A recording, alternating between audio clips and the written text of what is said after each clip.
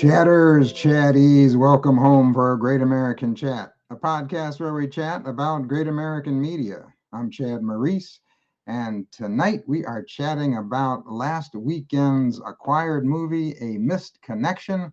And I don't know about you, but I had a missed connection with this movie. Like I said, it's another acquired movie. It's not as old as the last two movies, though. This one's only 2 years old. So let's get into it. The title, A Missed Connection. It stars Megan Kaiser, I think is the way you pronounce her name, and Alex Trumbull. It's written by Emily Duncan, and it's directed by Damien Rome. The synopsis says, after finding a spark with a woman on a subway platform, a photographer posts a missed connection in the newspaper, but never hears from her. 5 years later, they meet again while on the way to the same wedding, hers. So I remember the first time I read this synopsis, I thought, oh, this is going to be a good one because it has a different storyline than what we're used to.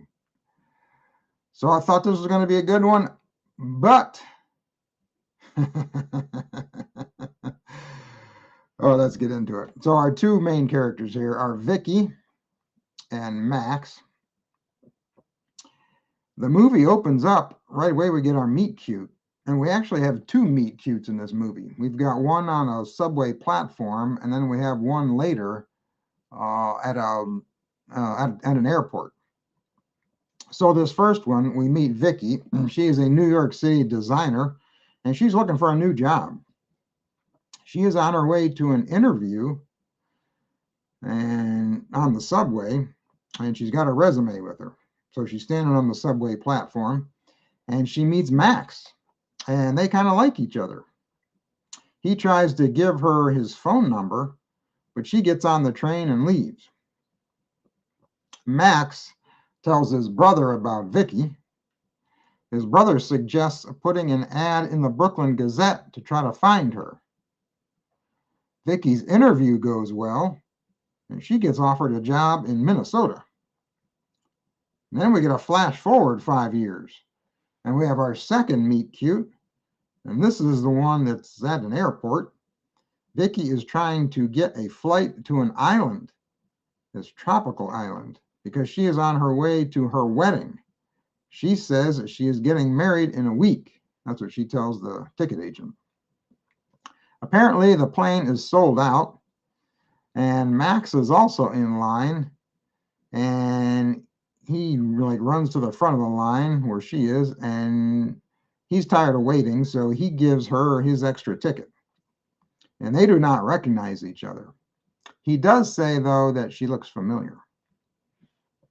So I have questions already. So the ticket agent tells her this flight's canceled. Well, why doesn't she just wait until the next available flight, which is probably going to be the next day? She's not getting married for a week, so she's got plenty of time to get to this island. And I don't know what island they're trying to get to. I don't know. I looked up. I don't know where this movie was filmed. The credits don't say, so I don't know. It's a nice looking island though. But and how come she's getting married on this island and not in her hometown? That's another thing I was wondering. Anyway, they find out after landing on the island that they are both staying at the same hotel. So Max gets a scooter from somewhere and convinces her to ride with him to the hotel. And we find out Max is going to be the photographer for her wedding. And she did not know this because she and her fiance do not communicate. She meets up with some friends at the resort and gets a call from her fiance. His name is James, and he is stuck in Minnesota because of work. The next morning, Max, got my names mixed up, Max, he finally recognizes her and realizes who she is when she asks the concierge if she has a copy of the Brooklyn Gazette. And he's like, wait a minute, the Brooklyn Gazette? That's the woman from the subway platform. Now, why would some resort on a tropical island have the Brooklyn Gazette? Come on. That was unbelievable. Anyway, they didn't have it either. They didn't have it, which I would expect they wouldn't have it. So Max is taking pictures of her every move several days before the wedding, which was weird.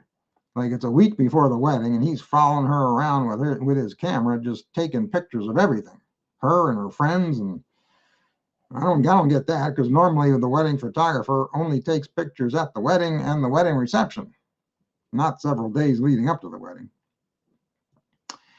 Vicki and Max accidentally have lunch together, and they find out they like the same food. The groom's parents arrive. Ooh, and they are something else. Vicki's friends and family are driving her nuts, so Max comes up with this idea to create some games for them to play to keep them busy. And this is where the movie starts to go off its rails. Vicki asks her friends if they know who Max is. She is starting to think she knows him from somewhere.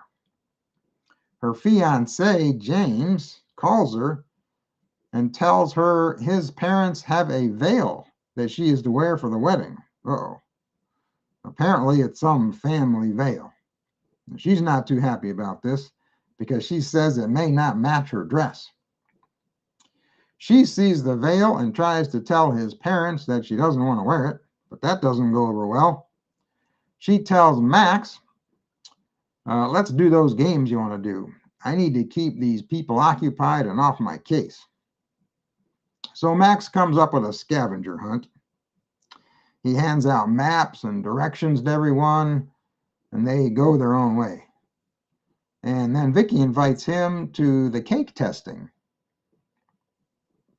This is funny. She tells him that she is meeting her friend Olivia there.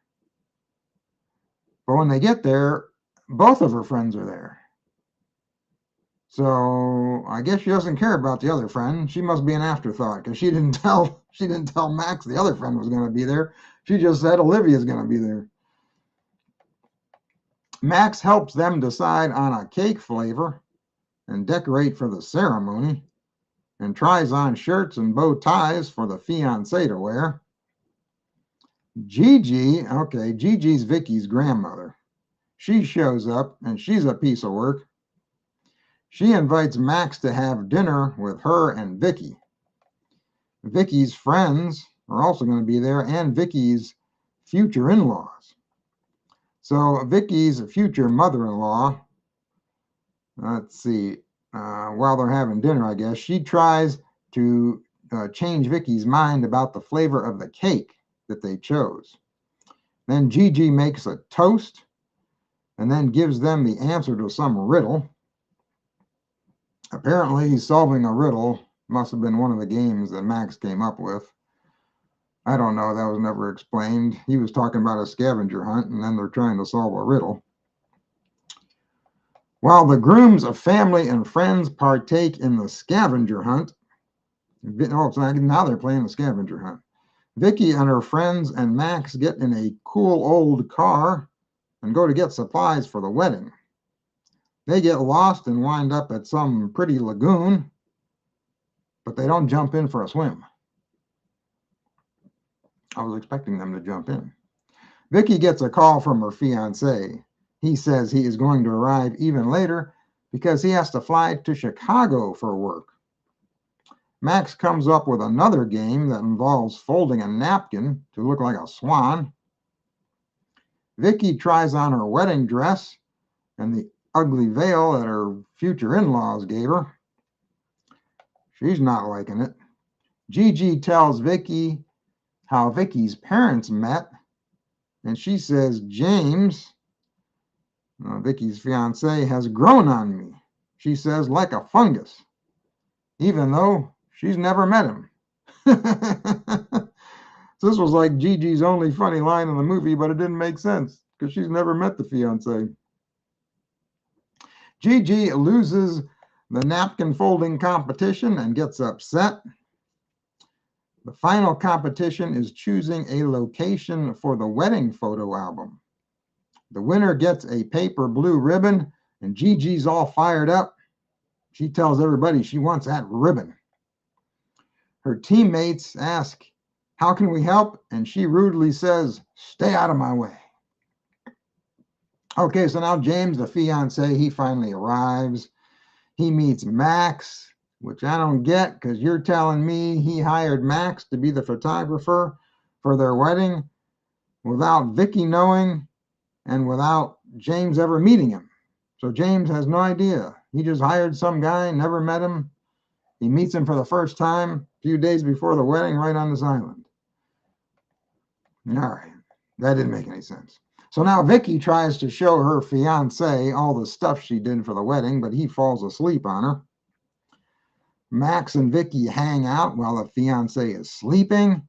He shows her photos of his family.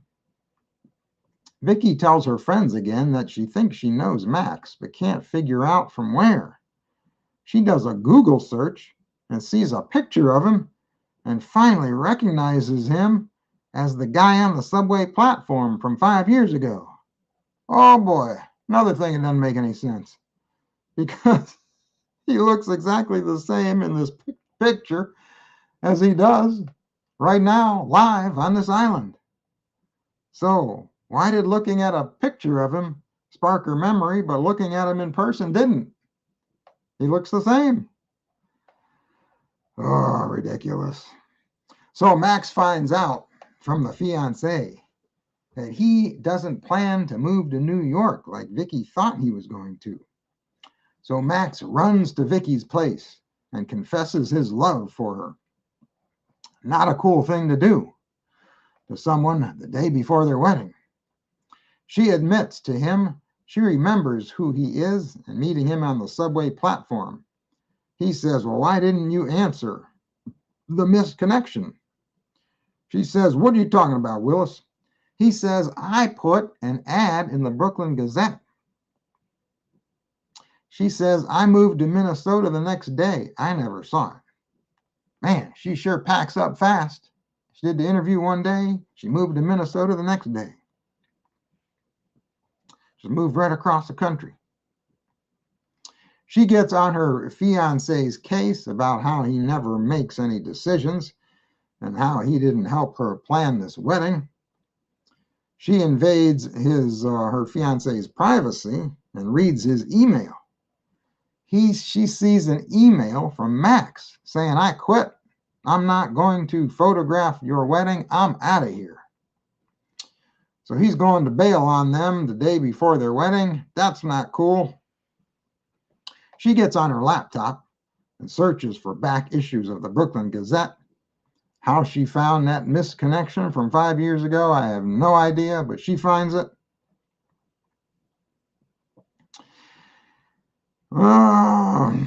Yeah, so she finds it and she gets really confused. She doesn't know what to do. And I don't know what to do either. At this point, I didn't know whether to turn the movie off or keep watching. But I buckled up and kept on watching. So Vicki tries on her dress and the veil again and tells Gigi this veil doesn't feel right, it's itchy. And Gigi, with the only sensible line she has in the movie, says, "It is a beautiful veil, but it's okay if it's not right for you." So that line obviously has a double meaning. She is referring to the veil and to Vicki's fiance.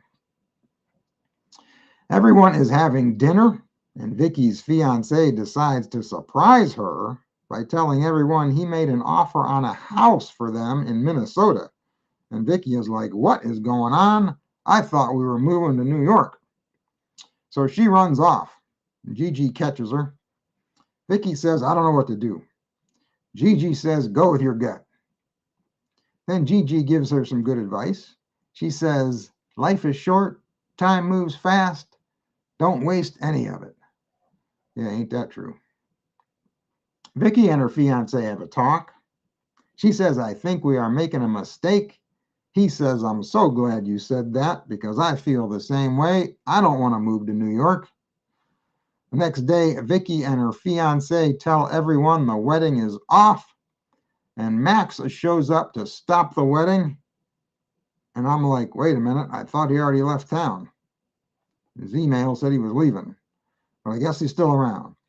He starts to confess his feelings again to Vicki in front of everyone, but Gigi stops him, and I did not like that. I didn't like that Gigi stopped him from doing that.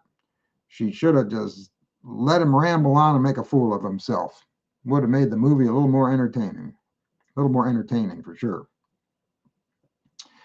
So this scene doesn't make any sense either, because he says to Gigi, I have to stop this wedding. And then she says, no, you don't. Look. And so he turns and looks and sees Vicki and her fiance standing up under the altar in front of everyone. And then he realizes that they're not getting married. And I'm like, why would he realize that? Because it looks like they're getting married. They're standing up in front of everybody. I don't understand why he thought, oh, the wedding must be off. What? And I think she was even wearing like a white dress too at the time. Anyway, Max gives Gigi the paper blue ribbon she wanted so much for winning all these games. Gigi leads everyone in a conga dance. Vicki tells Max that she looked up the misconnection ad in the 5-year-old Brooklyn Gazette. And then we get a final scene in New York City, which just consists of them kissing in public with strangers watching. Oh, that was weird too. And Yahoo! That's the end of the movie. I gotta tell you, this movie's rough. It was a rough watch. The movie's ridiculous. It's weird. It's confusing. It's a good idea, poorly executed. That's the best way to describe this movie. And it's a shame because it has an interesting story. I think there's a lot they could have done with it, but the movie just falls flat. The writing is not good. I wasn't feeling any chemistry between the two leads. The male actor, now I thought he did a good job. I've seen him in a couple other movies before. But the supporting characters, holy cow, they just were not entertaining at all. Oh man, they just weren't cutting it. Gigi, I thought her character was annoying.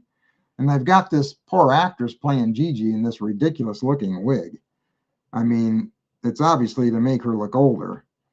But I think that is so ridiculous. If you need an older actress, just hire an older actress. There are thousands of older actresses that would love to be in a movie. So give them a chance and put them in a movie. Don't cast, some younger actress and put them in a gray wig to make them look older. I don't like that. Okay, so there are 3 nice things about this movie, I have to say. The scenery is nice because it's filmed on this tropical island. That's great. There's also no interrupted kiss, so that's nice. And there's no ridiculous conflict near the end, like there usually is. But what I'm wondering, after watching this movie, is can you make a connection with someone after talking with them for like 2 minutes on a subway platform? I think not. So if I were going to rate this movie, I'd rate it out of 10. I'd give it a 3 out of 10, I think, this movie. What are your thoughts? What did you think of this movie? If you want to let me know, you can reach out to me on the socials at Great American Chat, or you can send me an email at chad@greatamericanchat.com. Now, this weekend's movie on Saturday night is another acquired movie from 4 years ago, 2022.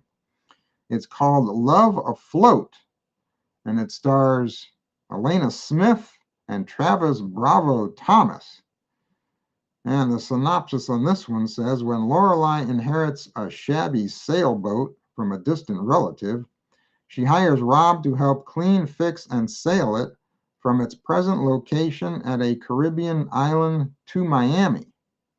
The two will have to work together as romantic sparks start to fly. Oh, so we have 2 strangers sailing together from the Caribbean to Miami. Total strangers. It sounds like a Lifetime movie. So we'll have to see how this one goes. Oh boy, these acquired movies. The first one, what that the network's been showing in this month, the first one wasn't too bad. The one with Brooke Nevin and Corey Sabier, that one I kind of like. But these last two, ooh, I don't know. And this one coming up this weekend, I'm not sure about this one either. But we'll have to see how it goes. That's it for now. Until next time, you keep the faith. Keep smiling, keep your friends close, and keep your great American family closer.